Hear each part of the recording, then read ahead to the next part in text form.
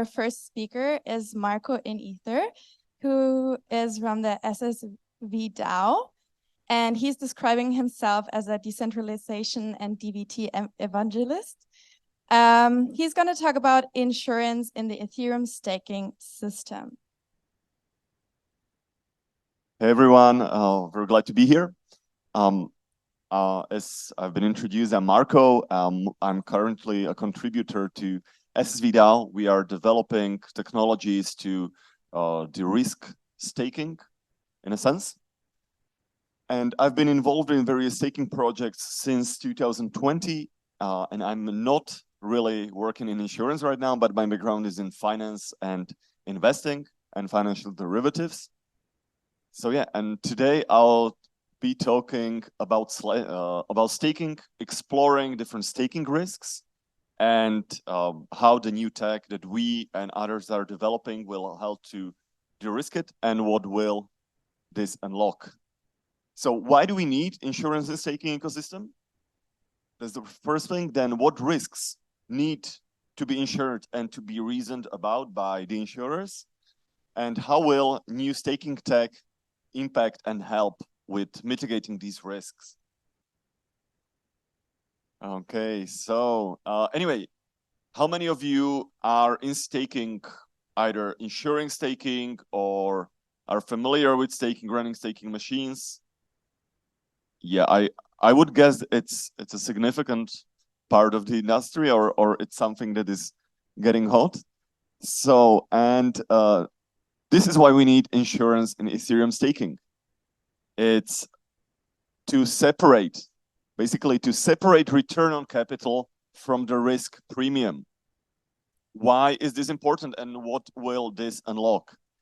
This will unlock and helps to unlock more institutional adoption. Staked ETH is potentially a very interesting asset for traditional institutions, but the problem is the institutions do not really have the tools or the know-how to assess this risk.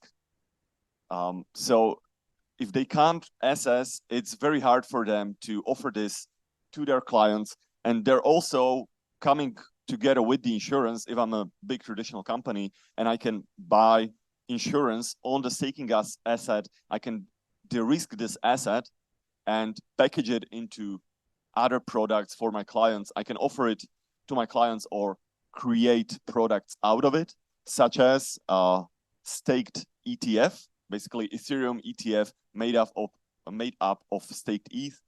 This is very interesting because it can offer additional yield to the issuer and also to the buyer of this product. And there also, maybe it depends on the jurisdiction, regulatory unlocks. Basically, if you are a big traditional player in the financial ecosystem, the regulators want you to be insured and basically offer products to your clients that are safe.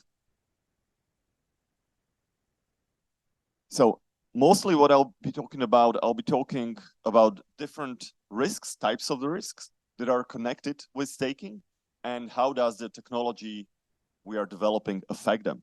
So there is a risk of availability, of going offline. And this risk is low impact, but medium probability. You can see a lot being said about this risk, but I'll not really go too much into it because although it happens from time to time, it is very low impact. It's not really a risk that that is very important. What is important is accidental slashing. This can cause basically a significant loss of capital, and this is medium impact because this is risk that can be contained. If it's an accidental slashing, it has happened in the past. It's usually 1 up to 10% of the capital, which is not small, obviously, but it's not massive. And then there is a blackmail risk of the actual validator keys being stolen. This is depending on the security practices. This is, let's say, low probability, very low probability, but this is a very high impact. This is the most important risk to be insured and to be reasoned about, in my opinion, because this can result in this is a nightmare basically for somebody offering the services, because it can result in the loss up to 90% of the capital. Basically, because the attacker, somebody who sells the keys, they can blackmail you and they can basically slash you arbitrarily unless you pay up, unless you pay them. Of course, it's not so easy, but this is basically a situation nobody wants to get to. Then there are second classes of risks that are not that are also connected with staking, but are not specific to staking, but are specific to other crypto projects as well. It's a smart contract risk, medium high impact, low probability. Basically, depending on the smart contract, if the staking protocol has a smart contract, then this is obviously a risk in the system. A client risk, basically the software vulnerability, the software that is running the staker can be affected. And there is also economic risk. This only applies to the protocols that have on-chain governance.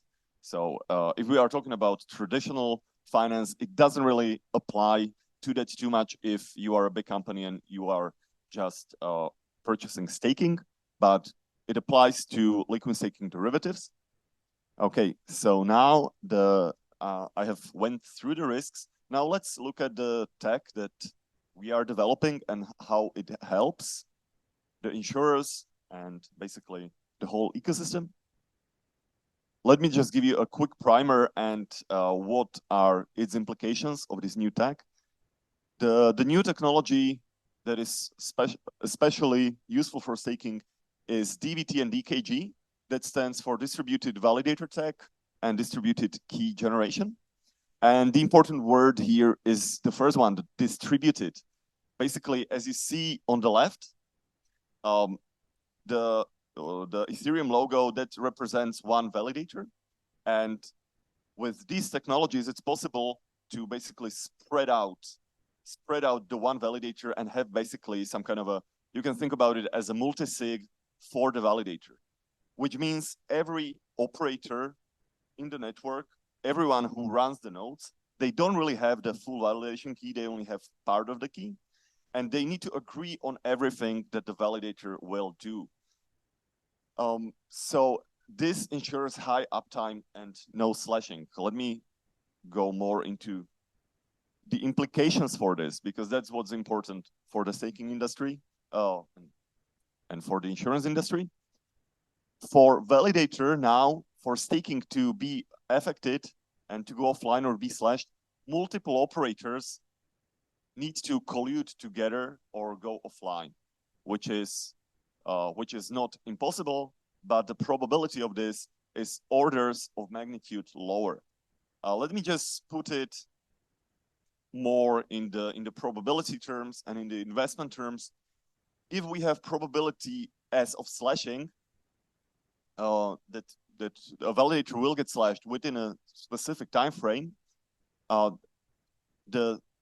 if we take the same probability and we use these technologies, the DVT and DKG, the probability will be to the power of C, which is the cluster threshold.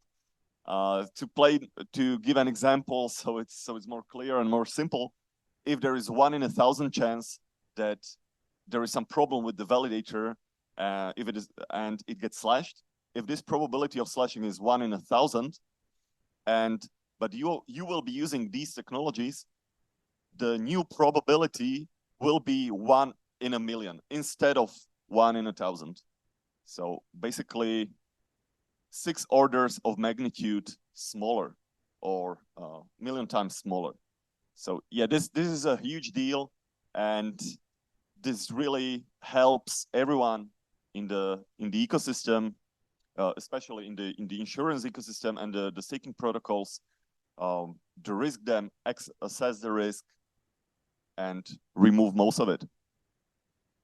So let's look at what risks.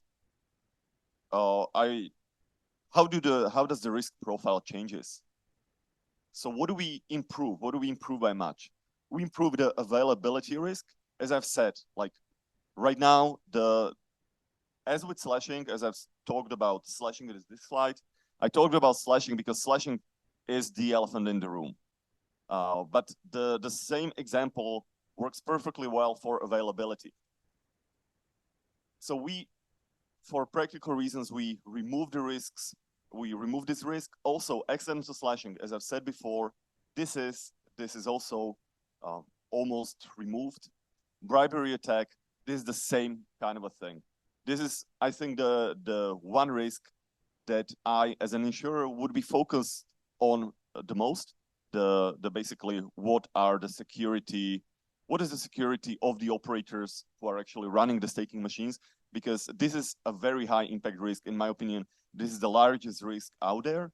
And with this DVT and DKG tech, the attacker would need to bribe or basically hack not just one server that is running the staking keys, but at least three, depending on the cluster, 3 or more. So yeah, these risks all are extremely lowered. The smart contract risk, as I've said, it may be increased, it may be not, it depends on the implementation. Client risk, I would argue it kind of stays the same, and economic risks it may be increased, but it depends. If I'm talking to here, depends on your business. If your business is just staking and offering staking services, these risks don't apply. But if it's an LSD pool, these risks do. But they kind of stay the same, and the previous ones are really removed or almost removed. So I think this is a big thing, because these new technologies will really help to significantly de-risk the space. And they also, what I think maybe even more important thing is the risks themselves become much more easy to reason about from the perspective of investor. From the perspective of an insurer, yes, you may be able to basically assess the security of your client who is offering staking services. But if your client is a big insurance fund who is basically who is taking the ETH with some third party, and you as an insurer need to assess the security of the third party, that may be a very hard thing, because it's a black box. Like the operator that is running the staking, they don't necessarily want to share with you their security practices, from the obvious reasons as not to expose them. But that also becomes a problem for the insurer, because now if you don't know, or it's hard to assess the security practices of the company that is offering staking services to your client, it may be very hard to reason about. So, and now you don't, even if one of the operators that your client is using gets compromised, nothing happens. Basically, there is no slashing, there is no bribery, nothing. So I think this is a huge thing. And yeah, as I've talked in the first slide, I think this will help unlock institutional staking, and this will proliferate the staking industry. Okay, so thanks everyone for listening in, and if you have any questions, I'm happy to take them. You can check my Twitter. I have done some writing on these things, on the DVT, DKG, and their impact on the business part, and I have all of that on my Twitter. So yeah, that would be all for me, and happy to take questions.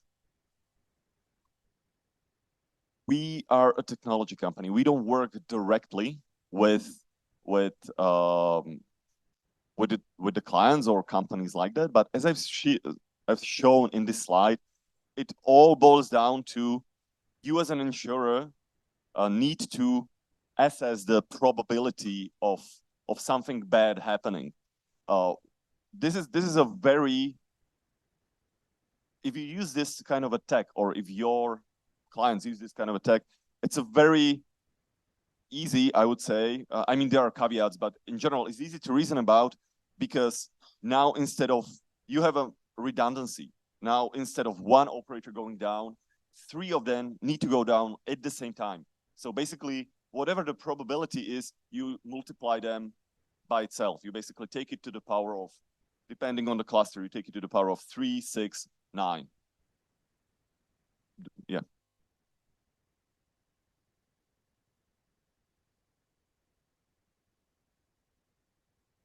So I have two questions. The first one is this bribery is a quite a discussed topic that you can, in principle, steal a validator key and then bribe somebody or otherwise, threat him for slashing.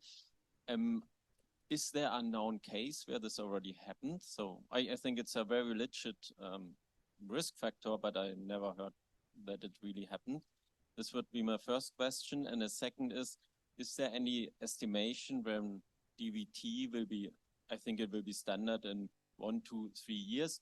Can you estimate how much of ETH will be then staked with DVT solutions and how much more ETH will flow into the staking ecosystem? Yes. So to the first part of your question, to the best of my knowledge, it hasn't happened in any major way. I mean, the bribery attack. It's like this elephant in the room, which I'm really afraid of, which hasn't happened yet, because even accidental slashing is easier to reason about and doesn't have such a big impact. And I mean, I would be interested to see a case like this because, of course, there is like you need to haggle with someone, right? Like, give me some of the money or I'll slash you, etc. It's not so easy to pull off, but potentially, if this happens, like the attacker can basically like slash everything, slash all the funds that is available.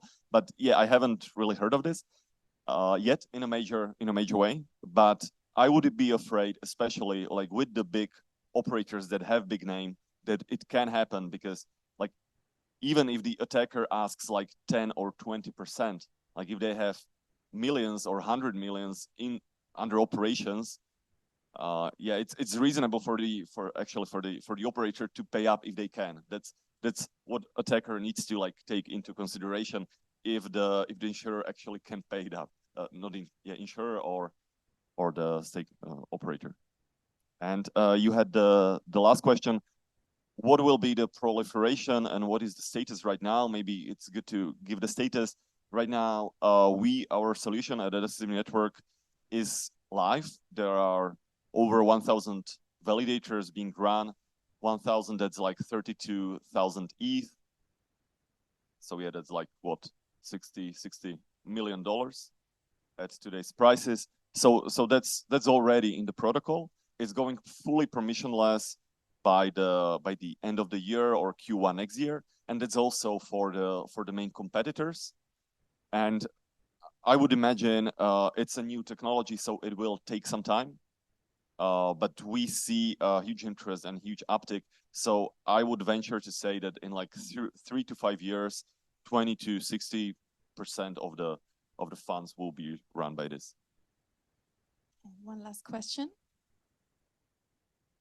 Thank you. Nice presentation. This is quite a new technology, and you talked about the elephant in the room with slashing.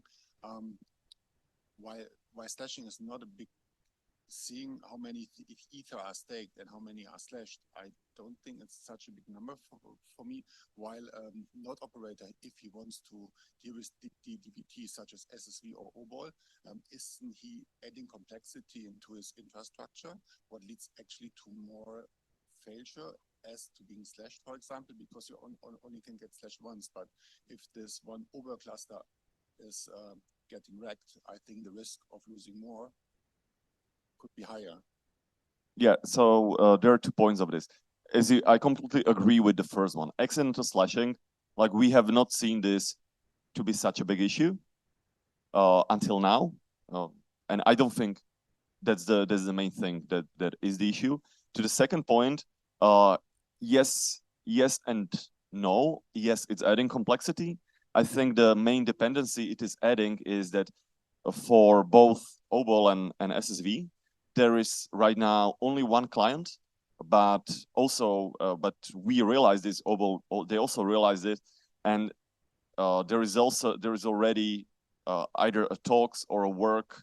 There are other clients in the pipeline planned for both solutions, because this is like the big thing.